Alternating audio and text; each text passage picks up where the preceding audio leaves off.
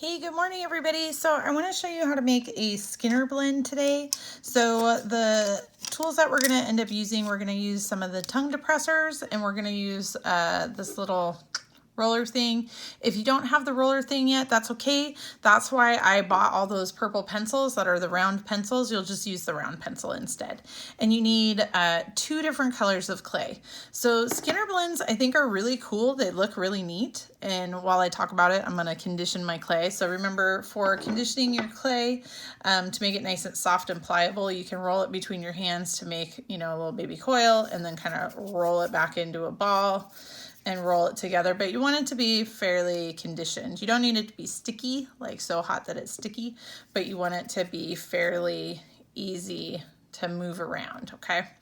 So once you have it conditioned, what you're going to end up doing is kind of just squish it so it's in a basic square shape. Now I'm making a small amount of Skinner blend for right now, just because for the worksheet that you're doing, you only need a small one, and it would take longer in the video to get a good Skinner blend the more clay that you use. So I kind of form them into a cube first, cube-ish. Doesn't have to be a perfect cube, just kind of a cube. And then what I'm going to do is I'm going to take all of these tongue depressors and I'm going to stack them. And then I'm going to stick the clay right next to it. Now make sure that the clay is a little bit taller than the tongue depressors. And why I'm doing this is because what I want to do is when I have the tongue depressors on one side and nothing on the other side, then it'll change. Actually, I want to do it really short like this. So if I do it really short, it'll make a bigger angle, because what I want to do, and I'll show you this in a second, is I want to make one side significantly flatter than the other side. Okay, so the closer to the closer to this you can get, the more great of an angle you can make, and then it'll actually make the Skinner blend a little bit easier. And if you get a little bit of, extra on there, that's okay. And make sure you are working on top of your tin foil, okay? I'm not using the tin foil right now because I know this table doesn't soak up it's a laminate, it doesn't soak up the stuff. And even if I did, I don't really care. But your parents may care if you leave big spots on the, dinner table or whatever. So make sure you're working on top of your tin foil. And now I'm going to do the same thing to the white. I'm just trying to make it thicker on one side and kind of thinner on the other side. So there you go. So I've got the thinner side and the thicker side. Now what I'm going to do is I'm going to layer the 2 thinner sides together like this. So I want to make sure I leave some where there's going to be, just white, and some areas where there's going to be just green. Okay, so now from this point on, I do actually want it to be the same height all the way across. So I'm going to, instead of having all my tongue depressors on one side, I'm going to have them equal amounts on both sides. So I've got 2 on each side. So now what I'm going to do is I'm going to roll it out flat. And like I said before, you can use your pencil if you don't have the little roller thing. Now I'm going to squish it together. And I'm going to always make sure that I squish it together the same direction. But I want to show you this. So you don't want to start from this side, because that'll create an air bubble in the middle. You want to fold it in half, but you want to squeeze from this side over here, because by doing that, you are making sure that if there's any air in there, that it's going to end up getting squeezed out. So now that I've got it folded in half, I'm just going to I'm going to roll it again. So the Skinner blend, it's really just a lot of rolling. Okay. And now I'm going to show you another technique you can do where you can kind of squeeze it and roll it back up on itself, and then just flatten it out a little bit. The main thing is you're trying to avoid getting air in it. And what we're doing is we are mixing the clay in the middle. So you can already kind of see it's a little bit yellowy over here. So I've got solid white, solid green, and then there's kind of like a little mix in the middle. So I'm gonna keep kind of rolling it up. And I want to keep going till it's a really nice even Skinner blend. Now it's kind of getting wider as I'm going, so I'm going to kind of squish it. I'm just going to squish it back a little flatter. So I'm just squishing around the edges. There we go.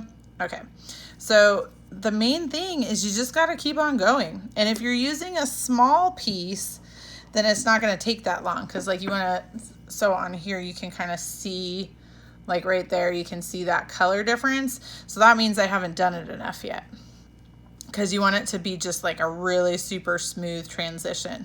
So it does kind of take a little while, but if you use a small piece, it's not going to take a crazy amount of time. If you use a big piece and you have two giant chunks on either side, then it's going to take forever. And that's just doing too much. Like if you're doing an actual project, then cool. But like, you know, if you're trying to just do the little Skinner blend demo that I have on that worksheet, just use small clay. So I'm gonna go kind of square it out again, and I'm gonna keep on doing this. Because last term I had a bunch of people tell me like that they were like, oh, it took me like an hour to roll out, you know, this much clay. It shouldn't take you an hour to roll out this much clay. So it's like either you were doing something funky, like maybe you missed the first step where you kind of, you know, evened it out a little bit.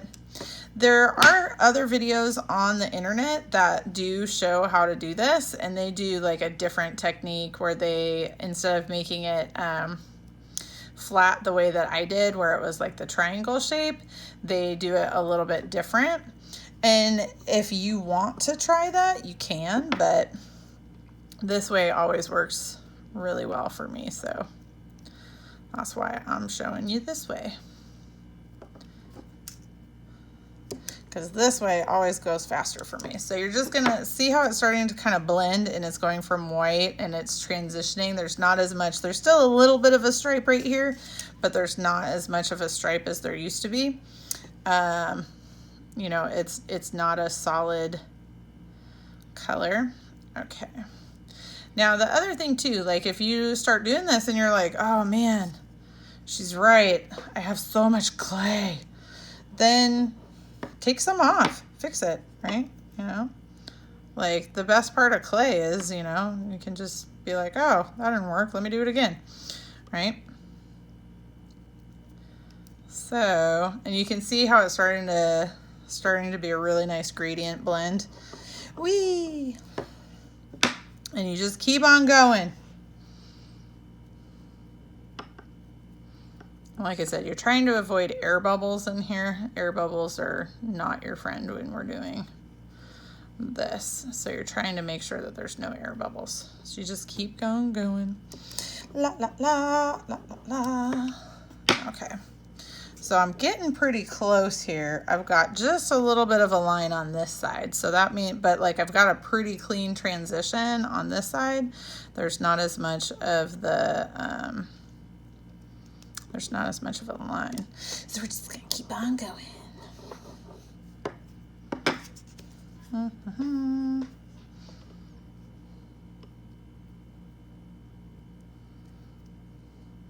This is one of those things, the more you do this too, the squishier it gets.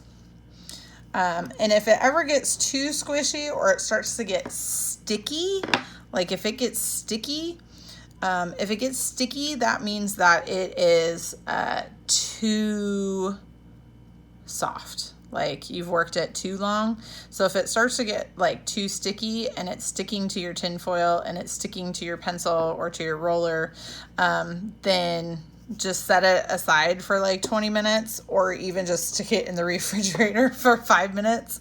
And then you can try it again. Because if it gets too sticky, then it wants to break and pull. Okay, so you can kind of see on this one, there's just barely a hint of a line on that side. So I could keep going a little bit more, but you can kind of see there's a clean transition all the way across. Like if I go like this, you can see a huge difference in color. But when you look at it like this, It just blends all the way across. And so that is a Skinner blend. So this took me, with all the instruction and all that, this has been about 10 minutes. So if you use slightly smaller chunks of clay, then it'll be a little bit quicker. It'll probably be like 5 to 8 minutes for you. So be creative, have fun with it, and thanks everybody.